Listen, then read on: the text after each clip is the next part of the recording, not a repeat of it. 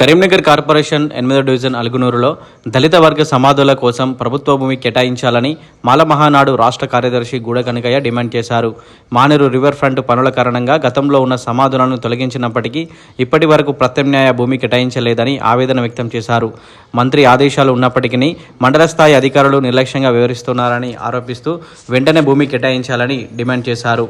సమస్యను పరిష్కరించకపోతే దళిత వర్గాలు ఆందోళనకు దిగుతాయని హెచ్చరించారు. ఆయనతో పాటు కుంబాల లింగయ్య పాల్గొన్నారు. విలేకరులందరికీ నా యొక్క నమస్కారం. నేను అలుగునూరు గ్రామస్తుడను.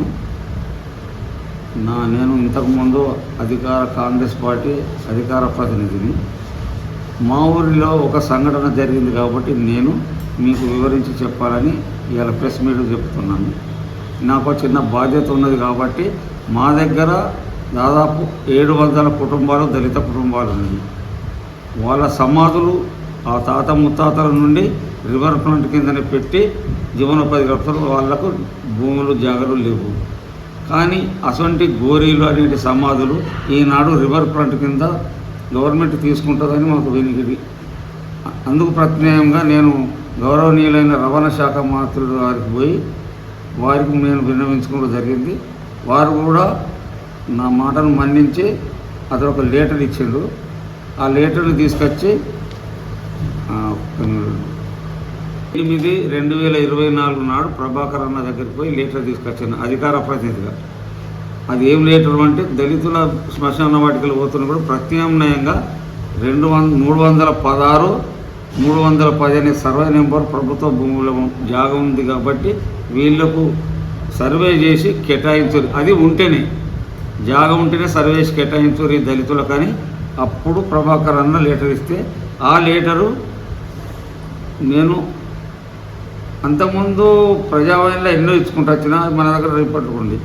ఆ లెటర్ మన రెవెన్యూ డివిజన్ అధికారి మహేశ్వర్ గారికి 7/8/2020 నాడు తీసుకుపోయి ఇచ్చడం జరిగింది. అతడు కూడా వెంటనే స్పందించి అదే రోజు తిమ్మాపూర్ తహసీల్దార్ గారికి లెటర్ పెట్టిండు. పెట్టిన తర్వాత అప్పటి నుంచి అంటే 2024 నుండి ఇదే ఎంఆర్ ఆఫీస్ చుట్టూ సర్వే చేయమని 316 భూమి వెళ్తేనే సర్వే చేయండి, లేకుంటే లేదు అంటే సర్వే ఆఫీస్కి వచ్చి సర్వేయర్ గారితో ఎన్నిసార్లు మొరబెట్టుకున్నా కానీ మాకు ఆఫీస్ నుంచి ఫైల్ చేతికిస్తలేరు అని అంటుంది. అసలు నాకు ఇదిగా నేను ఒక రెవెన్యూ డిపార్ట్మెంట్లో పనిచేసి పరేషాన్ అవుతున్నా. 2 ఆర్డీఓ గారి లెటరు మంత్రి గారి లెటరు ఇచ్చినాక కూడా సర్వేయర్ గారికి ముడతలేదంటే ఇది ఒక నిజంగానే కన్ఫ్యూజ్ అవుతున్నా. నేను ఎవరికి చెప్పుకోలేదు లేని అర్థమైంది. నేను కలెక్టర్ గారికి కూడా లెటర్ పెట్టయింది. ప్రజావాణిలో ఎన్నోసార్లు దరఖాస్తు ఇచ్చడైంది.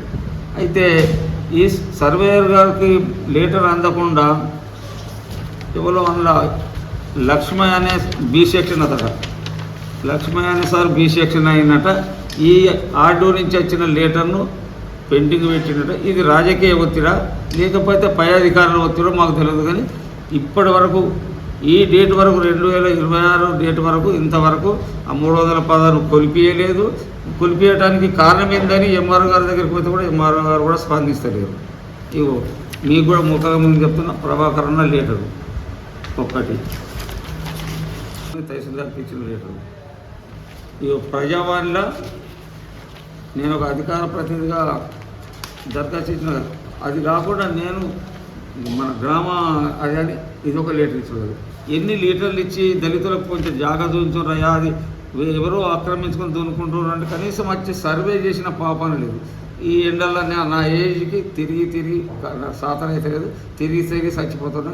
అసలు మీ దగ్గరికి రాననుకున్నా కానీ ఆఫీస్ చుట్టూ తిరిగితే మొన్న ఈ 3 రోజుల కింద పోయి కూడా ఎంఆర్ఓని అడిగితే అసలు నీకు ఎందుకు చేద్దాం అని అంటారు. సర్వేని అడిగితే మాకు రిపోర్టే రాలేదంటారు. ఆర్డీఓని అడిగితే పంపించినా ఈ లెటర్ ఎందుకు నేను పిచ్చున్నాయి పంపించినా లెటర్ ఇస్తున్నాను. ఇది ఇవ్వలకు మేము చెప్పుకోవాలి కాబట్టి విధి లేక మీకుతో చెప్పుకుంటేనన్నా మీరు కొంచెం స్పందించి ఇది కలెక్టర్ దృష్టి పోతే నిజంగానే ఎంక్వైరీ అయితే దీని ఎన్నుకున్న భయంకరమైన ఇష్యూ బయటకు వస్తుంది. ఆ పని మీతోనైతే తప్ప మాతో కాదు. ఎందుకంటే మేము ఒక దరఖాస్తు చేయగలుగుతాం కానీ కలెక్టర్ దగ్గర కూర్చుండి వివరంగా అడిగే శక్తి మాకు లేదు. మమ్మల్ని పట్టించుకోరు.